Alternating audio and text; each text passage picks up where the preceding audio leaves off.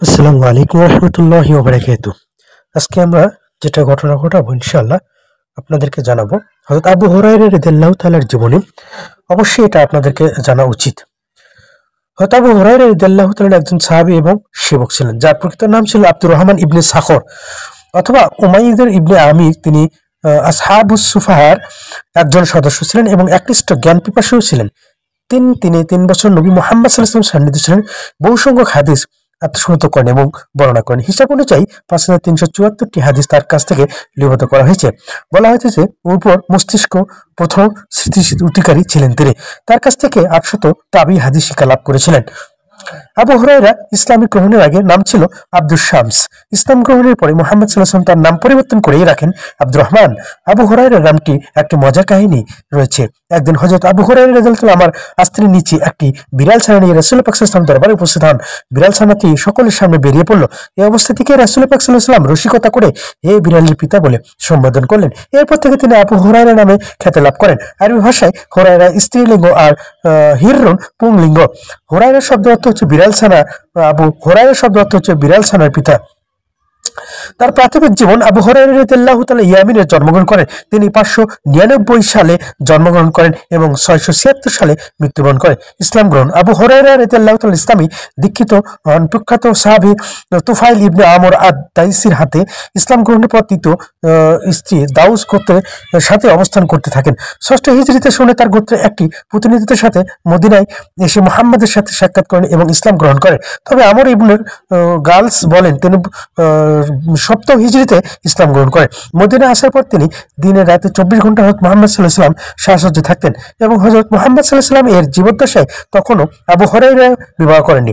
বাড়িতে শুধু তার বৃদ্ধা মা ছিল এবং যুদ্ধ অবরোধে মুহাম্মদ সাল্লাল্লাহু আলাইহি ওয়াসাল্লাম দোয়ার কোনো ইসলাম কবুল করেননি। ঘটনাটি আবু হুরায়রা রাদিয়াল্লাহু তাআলা তার মাকে আল্লাহর রাসূলের প্রতি ঈমান আনার আহ্বান জানালে তার মা ও রাসূল সাল্লাল্লাহু আলাইহি ওয়াসাল্লামের প্রতি আশ্বস্ত ভাষায় গালিগালাজ করেন।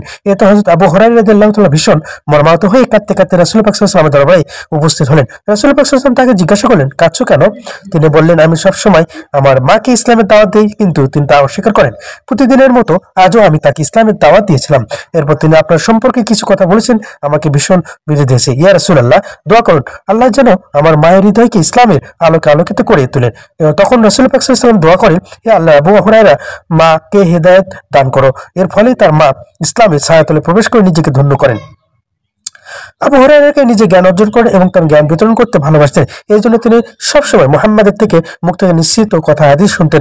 মুহাম্মদ সাল্লাল্লাহু আলাইহি ওয়াসাল্লাম থেকে এত বেশি হাদিস বর্ণনাকারী ব্যাপারটি অনেক সন্দেহের দৃষ্টিতে দেখতো। তাই তিনি বলেছিলেন, তোমরা হয়তো মনে করছো আমি খুব বেশি হাদিস বর্ণনা করি, কিন্তু আমি ছিলাম রিক্ত হস্ত, দরিদ্র, পেটে পাথর বেঁধে সর্বদা মুহাম্মাদের সাহায্য কাটাতাম। আর মুহাজিরা ব্যস্ত থাকতো তাদের ব্যবসা বাণিজ্য এবং আনসাররা তাদের ধন সম্পদের রক্ষণাবেক্ষণ। তিনি আরো বলেন, একদিন আমি রাসূলুল্লাহ সাল্লাল্লাহু আলাইহি ওয়াসাল্লামকে বললাম, আমি আপনার অনেক কথাই শুনি, কিন্তু তার অনেক কিছুই ভুলে যায়। অথচ শুনে মুহাম্মদ সাল্লাল্লাহু আলাইহি ওয়াসাল্লাম তোমার চাদরটি মেলে ধরে বুকের সাথে লিপটে। এরপর তাকে আর কোনো কথাই বলবেন না। আবু হুরায়রা থেকে যারা হাদিস বর্ণনা করেছেন, ইমাম বুখারী বলেন ৮০০-এর বেশি সাহাবী ও তাবি আবু হুরায়রার নিকট থেকে হাদিস বর্ণনা করেছেন। সাহাবীদের মধ্যে যারা থেকে হাদিস বর্ণনা করেছেন তাদের মধ্যে হচ্ছে আব্দুল্লাহ ইবনে আব্বাস, আব্দুল্লাহ ইবনে ওমর, জাবির ইবনে আব্দুল্লাহ, আনাস বিন মালিক, ওয়াসিলা। দরিদ্রতা জর্জরিত রাসূল পাক সাল্লাল্লাহু আলাইহি ওয়াসাল্লাম যে খাদ্য হাদিয়া পেতেন প্রায় সময়ই তা সুফার মধ্যে বন্টন করে দিতেন। আবু হুরায়রা আগে যতটুকু পড়তো অত্যন্ত অপর্যাপ্ত হলেও তা খেয়ে নিতেন, কাটিয়ে দিতেন। সাহাবীগণ তাকে কখনো ক্ষুধায় কাতর দেখলে নিজে গৃহে ডেকে এনে আহার করাতেন। একদা জাফর ইবনে আবু তালিব তাকে সঙ্গে নিয়ে যান, কিন্তু ঘরে কিছু না থাকায় ঘি এর শূন্য পাত্রটি হাজির করলেন। আবু হুরায়রা তাই চেটে ক্ষুধায় মৃত্যুর পাশে পেলেন। অনেক সময় খেজুরা পানি খেয়ে তিনি দিনের পর দিন কাটিয়ে দিতেন।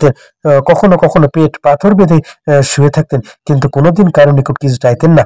রাসূলের সময় আবু হুরায়রা রাদিয়াল্লাহু তাআলা সংসার বিরোধী চরম দারিদ্র দিন কাটলেও পরবর্তী জীবনে তিনি বিয়ে করে সংসার হন, সন্তানটির পিতা হন এবং ধন সম্পদের অধিকারী হন। তবে তিনি সবসময় বলতেন, আমি ইয়াতীম অবস্থায় বড় হয়েছি, রিক্ত হস্তে হিজরত করেছি। মৃত্যুবরণ অন্তিম রোগ সজ্জায় মারওয়ান ইবনুল হিকাম থেকে দেখতে এসেছিলেন। মারওয়ান তার সাথে সাক্ষাৎ পরপরই তিনি শেষ নিঃশ্বাস ত্যাগ করেন। ঐতিহাসিক ওয়াকিদি বলেন, ওয়ালিদ বিন উকবাহ আসরের নামাজের পর তার জানাজা নামাজের ইমামতি হয়। আব্দুল্লাহ ইবনে ওমর, আবু সাঈদ খুদরি প্রমুখ তার জানাজা উপস্থিত ছিলেন। ওয়ালিদ ইবনে উকবাহ তার মৃত্যু হযরত মুআবিয়াকে অবহিত করে তিনি তাকে লিখেন, তার উত্তরাধিকারী তিনি খুঁজে বের করলেন এবং 10,000 দিরহাম দাও প্রতিবেশীর সাথে সদস্য করেন।